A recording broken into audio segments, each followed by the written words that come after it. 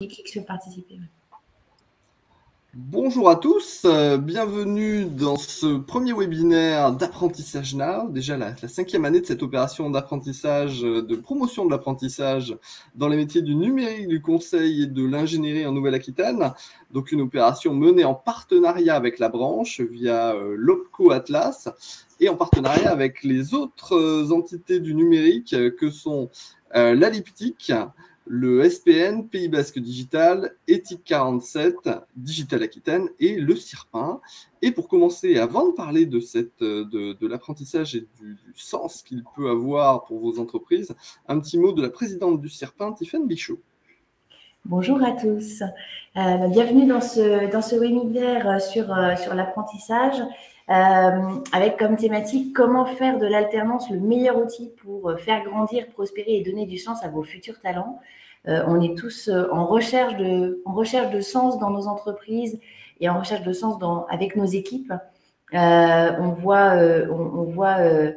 dans les besoins, dans les recherches, dans les aspirations qu'on partage ce sujet monter. Et donc, on va l'adresser ce matin avec différents interlocuteurs d'horizons éclectiques et complémentaires. Donc, nous avons Bérangère qui vient de l'OPCO Atlas, qui va pouvoir nous présenter les dispositifs d'apprentissage et d'alternance. Bonjour Bérangère, bienvenue parmi nous. Nous avons un second témoignage de Bruno Belléard de Malakoff Humanis qui va nous parler des avantages et de la couverture sociale des apprentis. Je pense que c'est quelque chose qui est intéressant pour les jeunes à valoriser, la différence entre l'alternance et puis un simple stage, par exemple. Donc, Bruno nous présentera tous ces avantages. Je ne sais pas s'il est arrivé, je ne le vois pas. Mais je pense qu'il va nous rejoindre très bientôt. Il peut cliquer sur participer peut-être. Si oui, si tu nous entends Bruno, tu peux cliquer sur participer, exactement. Troisième invité, nous avons Ludovic Patrica de la société Primobox qui donc va venir témoigner en tant que chef d'entreprise. Merci Ludovic d'être parmi nous. Bienvenue. Et puis, Léa Bossuy de Technomade qui va nous parler de son expérience en tant qu'alternante. Voilà. Donc merci beaucoup Léa d'être avec nous ce matin et de faire ce témoignage. Merci.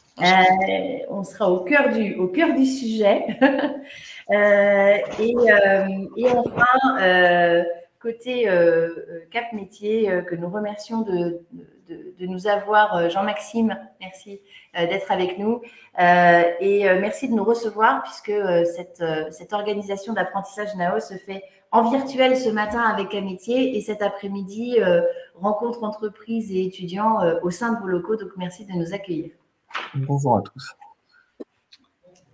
Et ben, je pense qu'on peut lancer Thierry. Alors, on va rappeler aussi qu'on est en direct dans toute la région avec les sites de nos amis clusters qu'on a cités, donc que ce soit à Limoges, à Poitiers, à Agen ou à Bidart. Voilà, donc cette opération est donc régionale, rappelons-le. Petite modification, on aura Bérangère, après c'est Ludovic qui interviendra. Mais tout d'abord, Bérangère, peux-tu nous parler un petit peu des dispositifs d'apprentissage et des nouveautés et de l'intérêt de conclure des contrats d'apprentissage pour les entreprises? En quelques mots. Alors, déjà, je vais me présenter peut-être pour ceux qui ne me connaissent pas encore. Donc, je suis Bérangère Avimars, développeur de l'alternance donc au sein de l'OPCO Atlas, donc sur l'antenne de Bordeaux qui couvre donc toute la Nouvelle-Aquitaine. Donc, tout le monde est concerné en tout cas ce matin par le webinaire. Donc, j'accompagne les entreprises sur leur projet de recrutement en alternance. Et donc, ce matin, je vais essayer d'être brève parce que le sujet de l'alternance, c'est un sujet assez dense. Et si je rentre dans les détails, on ne m'arrête plus. Donc, je vais essayer de faire ça assez rapidement. Je vais essayer de vous partager. Est-ce que je vais pouvoir partager l'écran? Tac. Si je vous mets ça. Est-ce que vous voyez le document ou pas? Est-ce qu'il y en a qui peuvent me confirmer là? Non, C'est pas à l'écran. Là, normalement, c'est bon. Non, mais c'est normal, c'est du numérique, ça marche pas. C'est bon, parfait, Bérangère. Super, voilà. Alors, je Très vais bien. faire un rapide comparatif en fait entre ce qu'on appelle les contrats en alternance, qui comprennent donc le contrat de professionnalisation et le contrat d'apprentissage. Donc, on a deux types de contrats différents donc en alternance qui évidemment ne touchent pas le même public. Donc, nous avons le contrat de professionnalisation qui concerne un petit peu tous les âges en termes de public pour signer un contrat de professionnalisation. Donc, nous avons les moins de 26 ans et les plus de 26 ans. Et le contrat d'apprentissage qui s'arrête en fait aux personnes qui ont moins de 30 ans, sauf pour certains publics un petit peu spécifiques pour lesquels il n'y a pas de limite d'âge. Donc, on va retrouver les personnes qui sont reconnues travailleurs handicapés et les sportifs de haut niveau qui ont la possibilité de signer un contrat d'apprentissage au-delà de 30 ans. Ensuite, en termes de durée de formation passée en formation et en entreprise, donc on est sur des contrats qui sont de minimum 6 mois, hein, que ce soit en contrat pro ou en contrat d'apprentissage. Et en contrat de professionnalisation, c'est maximum 24 mois, évidemment, pour pouvoir passer ce qu'on appelle un diplôme hein, ou un titre RNCP, hein, Répertoire national des certifications professionnelles. Et en apprentissage, on peut aller jusqu'à 36 mois. Donc, dans les deux cas, on est sur un contrat de travail. Donc, la personne que vous embauchez en alternance, hein, que ce soit en contrat pro ou en contrat d'apprentissage, a le statut de salarié dans l'entreprise. Donc après, évidemment, nous avons une alternance entre la partie formation, la partie théorique en centre de formation et la partie pratique, donc en entreprise. Et il va y avoir ce qu'on appelle la désignation d'un tuteur ou d'un maître d'apprentissage dans l'entreprise qui va permettre d'accompagner l'alternant et de le former, de lui transmettre en fait hein, tout le savoir-faire, les compétences pour le métier. Donc, sur le type de contrat, on peut être sous forme de CDD ou CDI. Une particularité pour le contrat d'apprentissage qui peut des fois résoudre des petits blocages, des solutions en termes de formation pour ses collaborateurs.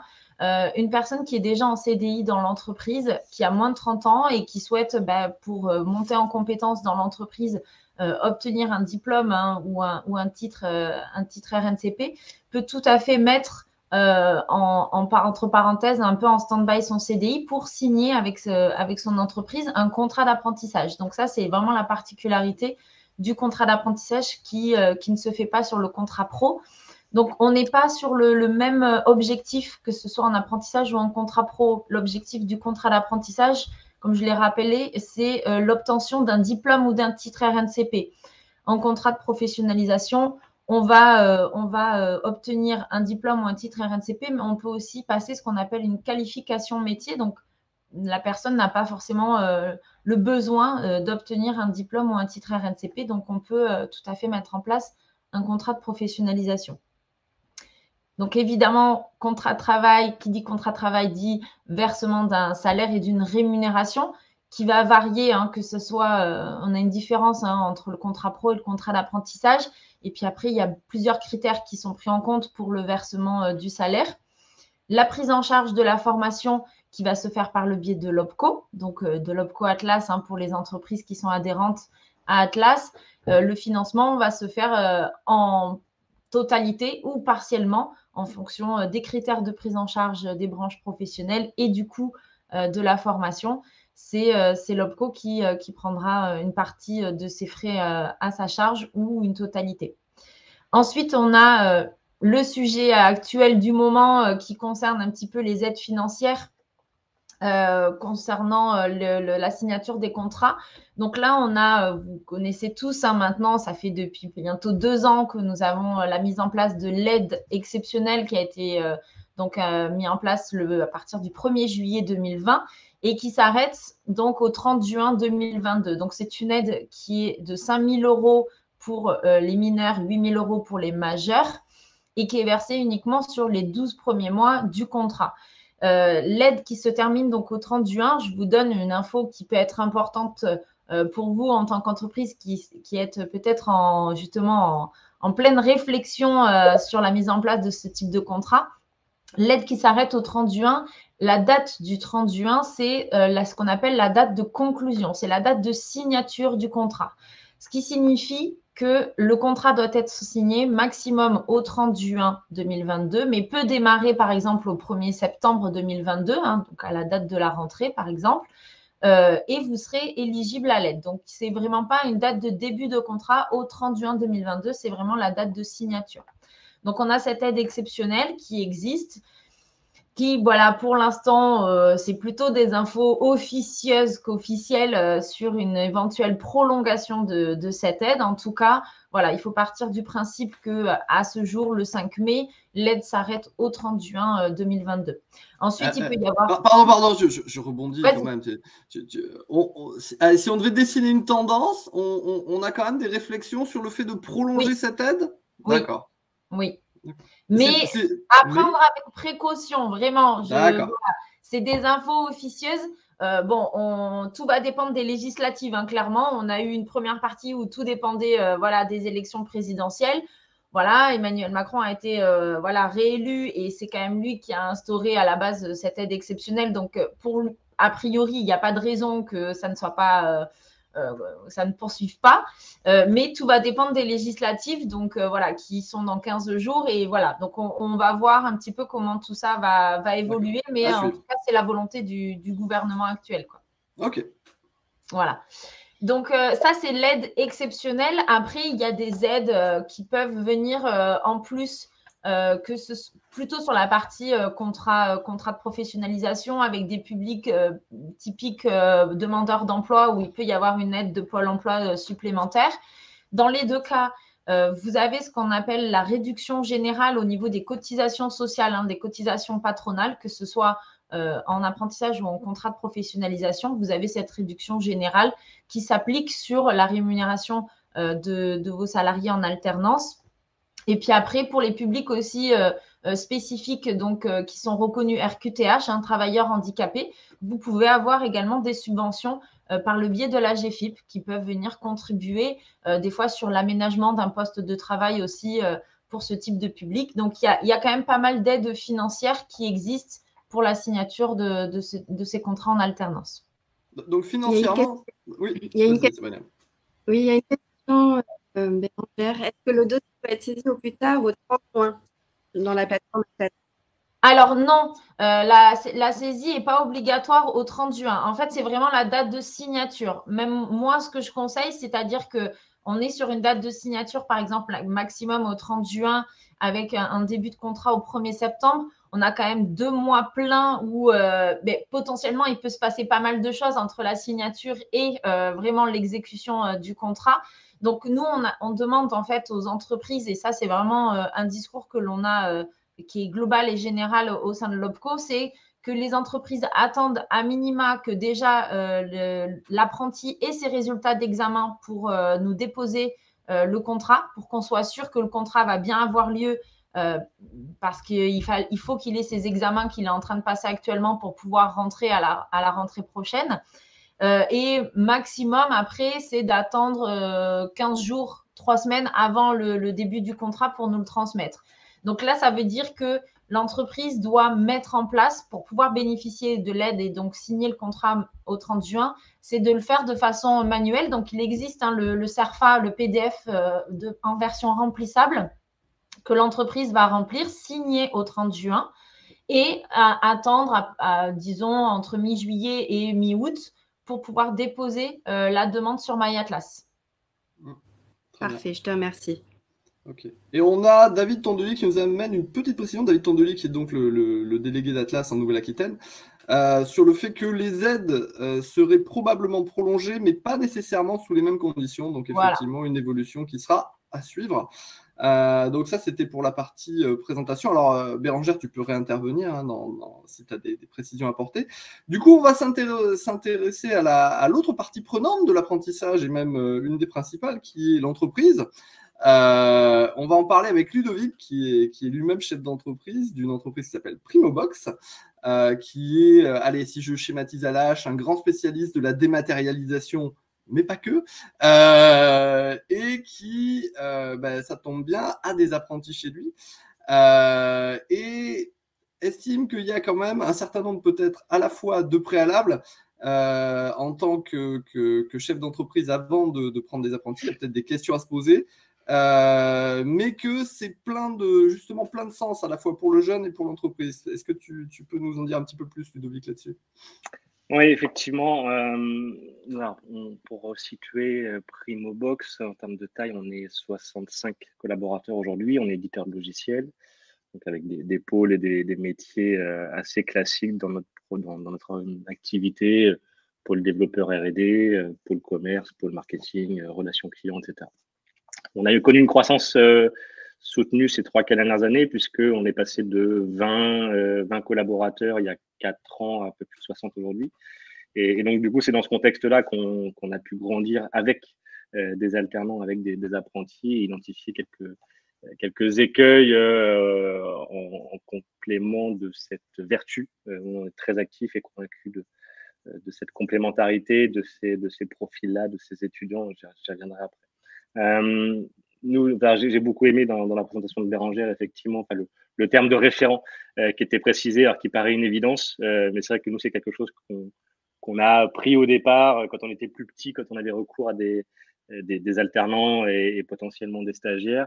La naïveté de penser qu'il suffisait d'avoir une personne, effectivement, et de mettre un nom sur un contrat en tant que tuteur ou de référent pour que ça soit simplement à des fins administratives, et finalement sous-estimer considérablement la partie mentorat, accompagnement qui est nécessaire et aujourd'hui qu'on appréhende avec beaucoup d'enthousiasme dans notre organisation. Justement, c'est que ces étudiants-là, ces jeunes-là, ou moins jeunes, parce qu'on a eu aussi des expériences avec des personnes qui étaient en reconversion, qui avaient déjà des expériences professionnelles avant, ces personnes ont besoin d'être accompagnées et on doit pas sous-estimer cette obligation-là pour moi, ou cet engagement de l'entreprise d'accompagner les personnes, parce que ce sont des formations qui s'inscrivent à des formations professionnelles dans le cadre de formations en parallèle de diplôme.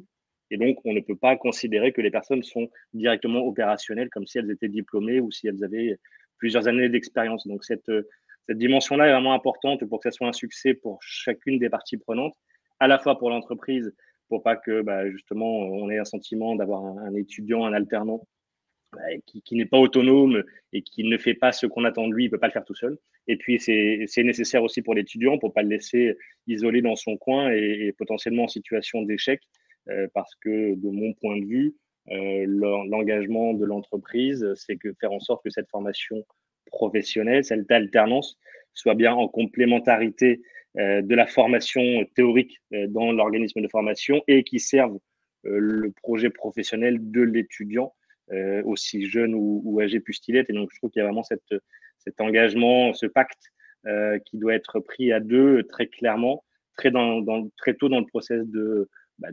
recrutement, d'embauche, de sélection réciproque, pour que ça soit vertueux dans la durée. Donc, ça, c'est un point important pour nous. Je te laisse, Thierry. Oui, alors, du coup, tu parlais de pacte, d'engagement, etc. Ouais. Mais il y a aussi des questions de la perspective. Oui. Quand tu recrutes un alternant, c'est la perspective d'un futur collaborateur Ouais. C'est une perspective, voilà, c'est une perspective pour nous de pouvoir travailler, c'est vrai que sur des marchés de l'emploi qui sont depuis plusieurs mois, années, et qui resteront, je pense, pour plusieurs mois, années encore tendus.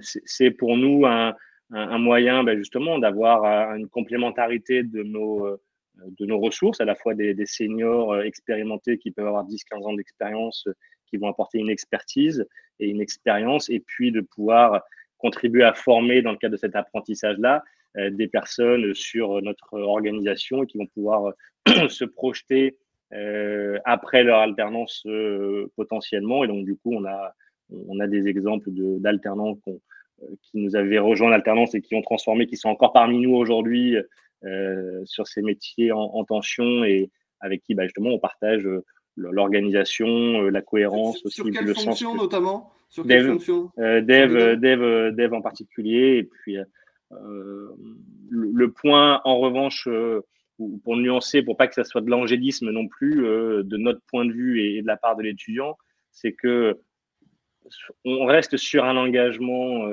qui doit, de mon point de vue, être clair sur le fait que ça soit comme un CDD. Enfin, c'est une période d'alternance qui peut être d'1 an ou de 2 ans suivant les cursus. Et nous, on est attachés à pas prendre un engagement qu'on est certain de pouvoir tenir. Quand je dis ça, c'est que on ne sait pas ce qui peut advenir ensuite dans 2 ans. Nous, dans une configuration de croissance assez soutenue, bah, on peut très bien se projeter sur une mission qui soit un CDD dans le cadre d'une alternance et de faire en sorte que la mission soit très claire et dimensionnée à l'étudiant qui va être en alternance et qui va être apprenant, comme je le disais au préalable, sans pour autant, ni lui ni nous, lui faire miroiter un CDI avec directement une mission, un poste et une rémunération, parce que nous, dans notre configuration, de se dire dans 2 ans, on ne sait pas, ça va tellement vite, ça grandit tellement, on ne sait pas si ce besoin-là, il est important ou pas. Et donc, ça vient compléter vraiment notre maturité par rapport à l'alternance et de se dire finalement, attention, si on pense qu'on a un besoin précis pour un poste qu'on est capable de proposer, ben dans ces cas-là, notre engagement, c'est d'embaucher quelqu'un à plein temps et avec un salaire de CDI et avec une autonomie effectivement d'une personne expérimentée et pas de faire ça avec, pardonnez-moi l'expression, mais du bricolage avec un alternant pour qui il y aurait cette règle-là. Donc, à la fois une perspective de dire où nous, on pourra se projeter dans 2 ans, dans 1 an, parce qu'on a eu des cas d'alternants en licence qui sont dire d'abord je fais une licence pro en 1 an et qui finalement je ne sais pas en tant qu'étudiant ce que je ferai dans 1 an et qui après ont confirmé sur un master. Donc c'est vraiment cette clarté des engagements de dire quel est le projet d'étudiant, quels sont nous nos besoins, quelle est notre organisation pour les accompagner au mieux et de faire en sorte que ces chemins soient convergents et qu'ensuite la vie professionnelle faisant, ça puisse se continuer et avec ces bases solides ou au contraire que chacun puisse aller faire sa vie et puisse se dire au revoir et se souhaiter bonne continuation. Alors, tu as parlé d'une chose qui était importante, c'est sur la relation tuteur-tutoré. Alors, Bérangère nous précise aussi qu'il y a des formations qui existent et qui sont financées par Atlas dans ce domaine-là, mais du coup, tu parlais de l'évaluation de quelque part de cette charge-là. Du coup, tu as pu... Primobox, vous avez progressé là-dedans. Maintenant, c'est quelque chose qui est intégré, natif. On avait connu dans la période où on était justement un peu plus petit, où je me mettais moi en tant que dirigeant et dire moi je vais être le tuteur parce que finalement je suis le seul parce que les autres n'ont pas le temps, donc je vais mettre mon nom sur le contrat. Et puis finalement ne pas avoir les compétences forcément et puis le temps et les priorités sur l'accompagnement et donc d'avoir pu être en situation de semi-échec ou de pas plein succès avec des alternants à cette époque-là. Donc, on s'est dit, bon, mince, c'est pas conforme à nos engagements, à ce qu'on voulait, donc dans ce schéma-là. Donc, c'est pour ça qu'après, on est passé dans la phase où on est passé finalement de 20 à 50.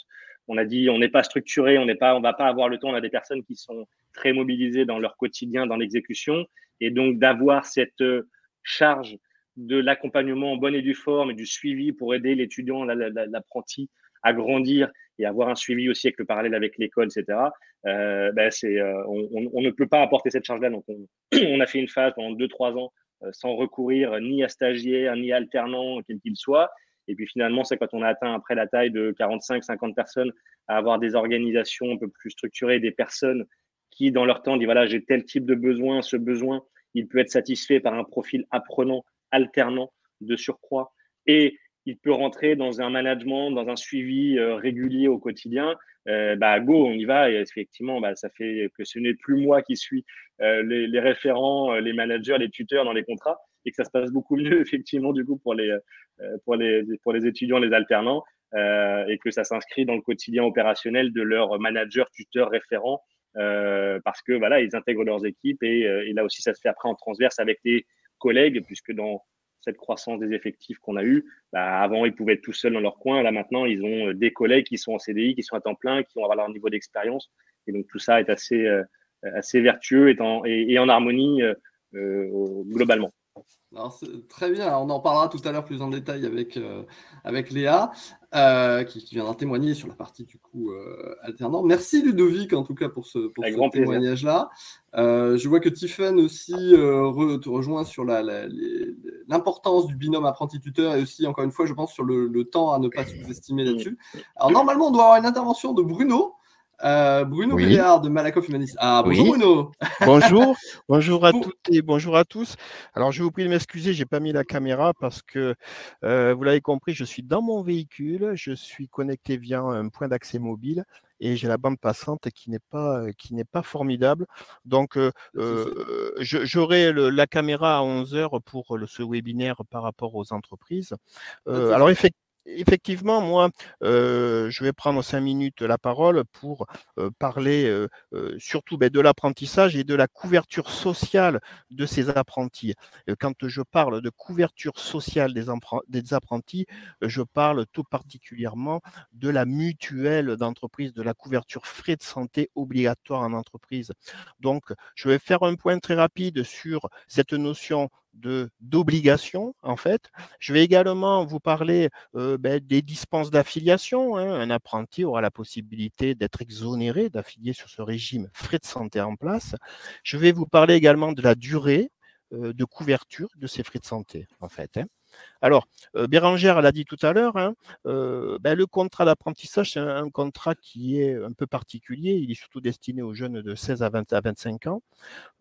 Il s'articule principalement sur des périodes de formation dans des établissements scolaires et par la suite par une mise en pratique en entreprise.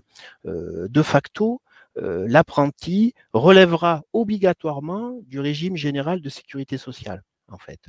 Et le fait d'être salarié de l'entreprise, il sera soumis au droit du travail et il pourra, comme tous les salariés actifs dans l'entreprise, bénéficier d'indemnités journalières en cas d'arrêt de travail, à toutes sortes de congés, mais également il sera soumis à la mutuelle obligatoire en entreprise. Donc il est soumis à la mutuelle obligatoire de l'entreprise, il est soumis aux mêmes règles que tous les autres salariés et donc la complémentaire santé collective à l'entreprise sera obligatoire pour lui dès l'embauche. Attention, j'ai bien parlé de notion d'obligatoire. L'obligation, elle sera principalement donnée sur l'employeur. L'employeur devra obligatoirement lui proposer cette mutuelle-là, libre à lui, par la suite, d'accepter ou de refuser son affiliation. S'il accepte une affiliation, il y a la loi qui permettra qu'il puisse résilier un contrat souscrit, par exemple, à titre individuel par ailleurs, via une assurance en franchissant une porte, en fait. Alors, cette mutuelle, elle est donc obligatoire. Ce terme d'obligatoire, il est porté sur la part patronale qu'apportera l'employeur au niveau de son affiliation, mais l'apprenti disposera d'une multitude de cas de dispense d'affiliation. Alors, ces cas de dispense d'affiliation, on va les retrouver principalement par la loi, en fait. C'est des dispenses dites de droit légal, en fait. Mais également, ces dispenses, on peut les retrouver sur le formalisme juridique de mise en place du contrat collectif frais de santé obligatoire. Tout le monde le sait, quand on met en place un régime frais de santé, il faut le formaliser par écrit. Ce formalisme-là, c'est une annexe au contrat du travail. Ce formalisme, c'est donc soit une décision unilatérale de l'employeur, soit un accord collectif qu'il y a eu en interne dans l'entreprise avec les instances représentatives de personnel, les syndicats, les délégués du personnel, ou encore un référendum. Aujourd'hui, au niveau national, on va retrouver grosso modo 90% de décisions unilatérales de l'employeur. Donc, il pourra être dispensé, cet apprenti. Il sera dispensé au moment de l'embauche, en fait. S'il souhaite être exclu de cette couverture-là, il faudra qu'il en fasse la demande auprès de son employeur au moment de cette embauche-là. Par contre, il a donc ce droit-là, mais il a un devoir. Il devra justifier auprès de son employeur qu'il est couvert par ailleurs au titre d'une mutuelle. Alors, comme je vous l'ai dit, ça peut être une mutuelle souscrite à titre individuel, ou alors peut-être que cet apprenti, vu son jeune âge, est déjà couvert par ses parents. Donc, il devra justifier tous les ans, suivant la durée du contrat de l'apprentissage, qu'il a bien une couverture par ailleurs. C'est une obligation, cette justification-là. L'employeur devra archiver cette attestation-là et la présenter à un inspecteur URSSAF en cas de contrôle URSSAF. Et ça permettra ainsi d'éviter la requalification du contrat collectif, en fait. D'accord. Si je suis à la CMU, est-ce que, alors je pense que le fait d'avoir une mutuelle d'entreprise est plus avantageux, mais est-ce que je peux refuser d'avoir cette mutuelle d'entreprise? Tout à fait, c'est ça. En fait, la CMU, la couverture maladie universelle permettra à l'apprenti d'être dispensé d'affiliation. Alors là, la justification se fait par l'attestation CMU qui est délivrée par la Caisse primaire d'assurance maladie. Là, être à la CMU, c'est un cas de dispense d'affiliation possible. D'accord. Bon, mais globalement, en général, enfin, dans ce que le peu que j'en perçois, mais la plupart des offres mutuelles qu'il y a en entreprise sont en général plus avantageuses que le régime commun ou la CMU. C'est ça, en fait. C'est ce que je voulais vous dire. La couverture maladie universelle, sans rentrer dans le détail, c'est une prise en charge des soins de santé à 100%. On le sait tous aujourd'hui que maintenant, ça peut être des postes dentaires, optiques, mais également l'hospitalisation ou des soins courants, médecins généralistes, spécialistes, laboratoires, il y a très régulièrement des dépassements d'honoraires, en fait. La CMU ne couvre que le 100%. Quand on souscrit à une garantie collective obligatoire, la plupart du temps, on a des prestations qui sont bien au-delà de la couverture maladie universelle. Attention, malgré tout, quand bien même je suis à la CMU, je suis apprenti, si je souhaite être affilié sur le régime collectif obligatoire de l'entreprise, je le peux. L'employeur ne peut pas le refuser, en fait.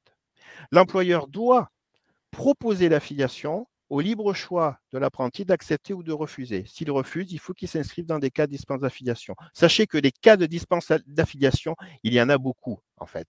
Et la plupart du temps, quand on est en contrat d'apprentissage, au même titre qu'un contrat CDD d'ailleurs, il y a ces cas de dispense d'affiliation qui s'appliquent, en fait.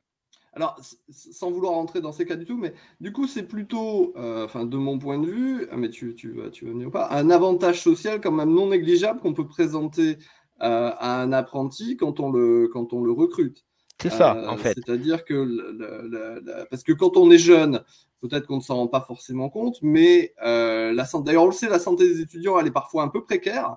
C'est aussi un moyen d'amélioration de l'État et même du pouvoir d'achat et de plein de choses pour l'apprenti. En fait, pour l'apprenti, la couverture obligatoire collective en entreprise, elle est performante parce que, je vous l'ai dit, les prestations sont bien au-delà de ce que l'on peut retrouver même à titre individuel et à moindre coût pour l'apprenti. Pour la simple et bonne raison, c'est qu'il bénéficiera d'une participation patronale qui sera au minimum égale à 50% de la cotisation, de sa cotisation. Donc, il pourra bénéficier d'une couverture haut de gamme à moindre coût, en fait. Elle sera également motivante parce qu'elle s'inscrit dans la rémunération du salarié et la participation du salarié de l'apprenti, et la participation de l'employeur lui permettra d'avoir un pouvoir d'achat un petit peu plus important, en fait. Et ça peut être également source d'économie pour la simple et bonne raison, c'est que les prises en charge seront beaucoup plus importantes, en fait. Et quelquefois, on arrive à retrouver des garanties qui couvrent l'intégralité des dépenses, en fait. Mais il y a un autre avantage, c'est que cet apprenti-là, il sera couvert sur le régime collectif de l'entreprise pendant toute la durée de son contrat d'apprentissage. Au moment de la fin de son contrat d'apprentissage, il pourra toujours bénéficier de cette garantie gratuitement, alors sur un délai maximum de 12 mois, 1 an, et on appelle ça la portabilité des droits. Et cette portabilité des droits, elle sera équivalente à la durée de son contrat d'apprentissage. Alors comprenez bien qu'un contrat d'apprentissage de 10 mois, cet apprenti-là pourra bénéficier d'une portabilité de 10 mois supplémentaires. Par contre, encore une fois, il a un devoir. Il devra s'inscrire à Pôle emploi et attester de son affiliation à Pôle emploi. C'est la condition sine qua non. Et il aura une gratuité de la couverture pendant 10 mois. Ça peut être également un avantage supplémentaire. Tout à fait. D'accord. Donc voilà, on le voit bien, au-delà de ce dont on a parlé, le fait de devenir apprenti permet d'accéder à tout un tas d'avantages sociaux. Et je pense qu'en tant qu'employeur, il ne faut pas du tout négliger ça et ne pas hésiter à le présenter aussi aux candidats. Écoute, merci Bruno. On se retrouve tout à l'heure pour le deuxième webinaire. Alors, je vous propose du coup, parce qu'on a beaucoup parlé de ce sujet, des apprentis, des alternants, etc.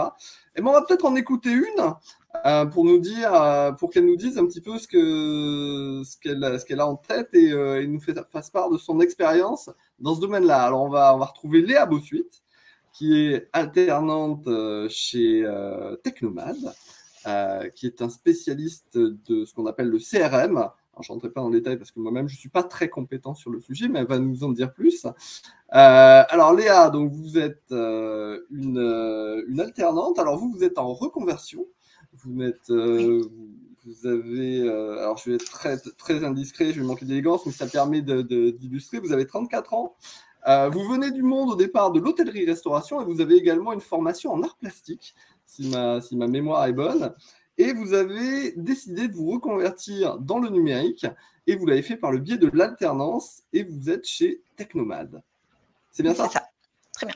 D'accord. Qu'est-ce qui a motivé ce choix de finalement j'étais dans l'hôtellerie et je vais aller vers un secteur qui est quand même un peu différent qu'est celui de l'informatique? Oui, tout à fait.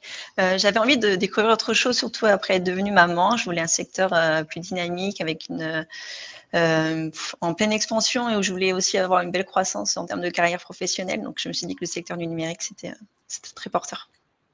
D'accord. Alors, vous faites, du coup, quelque chose qui est très technique. Vous êtes dans le développement et vous travaillez sur de la data. Alors, peut-être pas aussi technique qu'on pourrait le croire, vu que vous êtes sur une fonction qui, quelque part, a un côté un peu hybride, mais vous allez nous en dire plus. Vous faites quoi chez Technomad? Alors, j'occupe un peu 2 postes, en fait, je suis reliée à 2 pôles côté consultant. Donc, du coup, là où je recueille les besoins, je fais le paramétrage de leur CRM. Bientôt, je vais commencer à faire des ateliers clients, donc ça serait une belle évolution. Et pour la partie data, c'est plus pour tout ce qui est pour Power BI et les rapports de dashboard. Alors, BI, c'est quoi? C'est Business Intelligence? Business Intelligence, oui. Et dashboard, c'est quoi? C'est tableau de bord? Oui, c'est tableau de bord, tout à fait. Je francise un peu parce que des fois, c'est pas. On a des métiers assez jargonnants, il faut quand même le dire. Alors, au départ, comment vous décidez de faire une formation dans l'informatique? Comment vous en êtes arrivé là? Alors, j'ai commencé en fait en cherchant des formations. Donc, pour ça, j'ai fait des petits ateliers à droite à gauche dans la région. Puis, j'ai découvert une formation qui s'appelle les Hackeuses IA. Justement, il y avait une petite brique d'intelligence artificielle et de Python. Donc, c'était sur une assez courte période, sur 6 semaines. Donc, c'était vraiment pour découvrir l'ensemble des métiers du numérique et après, pouvoir faire un petit choix stratégique en termes de carrière. D'accord. Alors, quand vous dites stratégique, donc c'était vraiment ce choix du numérique. Alors, cette formation de hackeuse qui a été brève vous a emmené vers autre chose, vers une formation un petit peu plus engageante. Je crois que c'est du 1 an et 6 mois, quelque chose comme ça, c'est ça? Oui, c'est sur une période de 4 mois de période intensive en fait. Donc, c'est une formation qui s'appelle Dev Data IA, toujours avec Simplon, relié à Microsoft. Et après, c'est une période d'alternance sur 19 mois. D'accord. Avec 3 semaines en entreprise? 3 semaines en entreprise, 1 semaine à l'école. D'accord. Alors du coup, l'entreprise, facile ou pas de trouver une entreprise quand on est alternante en reconversion? Pour mon cas, ça a été facile parce que les entreprises, elles étaient déjà sélectionnées par l'école. Donc, il y avait déjà un lien qui était fait, je n'avais pas de recherche à faire, bien qu'on pouvait, bien sûr, faire nos propres recherches. Et si on avait des contacts ou un réseau, une entreprise qu'on avait vraiment envie, on pouvait la proposer. Et si le contrat était fait, on pouvait accéder à cette alternance. Donc, assez facile. Après, il y avait quand même une belle sélection à la base pour arriver jusqu'au bout. D'accord. Dans les autres apprenants qui étaient avec vous, il y avait des gens en reconversion, des jeunes, c'était assez varié? Oui, le plus jeune, il a 19 ans, mais il avait déjà fait une formation data, donc c'était déjà en continuité de sa formation. Et oui, on a des personnes 40 ans au maximum. D'accord. Alors du coup, au départ, vous y connaissiez quelque chose en informatique ou pas plus que ça? Non, je ne manipulais pas du tout. C'était à titre personnel, je faisais rien de plus que ça. D'accord. Et alors du coup, comment se passe l'intégration chez Technomad? Vous venez d'ailleurs d'un secteur qui est l'hôtellerie-restauration, qui est déjà culturellement peut-être un peu différent. Mais est-ce que, 1, ça vous a servi? Est-ce que 2, ça vous a desservi? Dans quelle mesure? Comment ça s'est passé? Ça m'a un peu servi de tout ce qui est le relationnel et aller vers les autres. Forcément, en hôtellerie, il faut être avenant, prendre le besoin, toujours le sourire, répondre rapidement. Après, c'est pas du tout la même chose. Il faut ça dans le numérique, il faut savoir prendre connaissance du sujet dans sa globalité, se poser davantage et après voir tout l'axe de périmètre et après intervenir concrètement, qui était quelque chose que je ne faisais pas avant. J'étais plus dans l'action, tout simplement. D'accord. Alors, maintenant, vous êtes donc dans l'entreprise. Quelle perspective vous avez? Vous en êtes à quelle phase de la formation? Vous terminez quand? Je termine en octobre. Je passe l'examen en octobre. D'accord. Et après? Et après, non. Normalement, je devrais être embauchée en tant que consultante technico-fonctionnelle et je pense garder toujours cette brique data en faisant la réalisation de tableaux de bord pour les clients. D'accord. Et alors du coup, le bilan qu'on peut faire de cette expérience à la fois formation en entreprise, l'apprentissage, vous en retenez quoi? Vous en pensez quoi? C'est quelque chose que vous conseilleriez? C'est quelque chose qui… Oui, c'est quelque chose que je conseille beaucoup parce que l'alternance, en fait, ça permet un peu d'apprendre vraiment une spécialisation dans un domaine très précis. Et puis, c'est là qu'on acquiert vraiment des réelles compétences. On est vraiment plus dans l'action que quand on est à l'école. On est spectateur, on est là dans le savoir, donc on prend beaucoup, mais c'est vraiment sur le terrain qu'on apprend le mieux. Et c'est très bénéfique pour les entreprises et pour les alternants. D'accord. Bah, écoutez, merci. Est-ce qu'on a une question, Sabrina, sur les interventions qu'il y a eu déjà? Non, il n'y a pas de question. Ah bah, c'est que ça a été très clair. Alors, Voilà. rappelons… j'ai Tiffen. Tiffen qui a une question. Vas-y. Mais une question, Léa. Quels sont les métiers qui ont été présentés au départ et pourquoi avoir choisi ce métier-là par rapport aux autres? Alors, les métiers que souvent, c'était tout ce qui est développeur. Souvent, c'est quelque chose qui ressort beaucoup. Pourquoi j'ai choisi après la data et l'intelligence artificielle? C'est assez curieux. Enfin, je trouve qu'on est encore au tout début, presque aux prémices. C'est un grand panel d'ouverture professionnelle. Donc, ça m'intéressait. C'était un nouveau langage aussi, le Python, qui est très en vogue en ce moment. Okay. Merci. Alors, on va… alors, effectivement, pour trouver un apprentissage, il faut pouvoir trouver un contrat, il faut pouvoir trouver une formation, c'est pas toujours facile. Alors, on a des ressources qui existent. Il faut savoir qu'il existe aussi le site Concepteur d'avenir, qui est porté par l'OPCO Atlas, donc n'hésitez pas à y aller. Et on a également un partenaire avec lequel on a travaillé sur Apprentissage Now cette année, qui est Cap Métiers, qui est l'agence régionale sur les questions d'orientation et de formation. Alors, excusez-moi si je présente ça très mal, je ne suis pas de la maison, vous allez peut-être me corriger.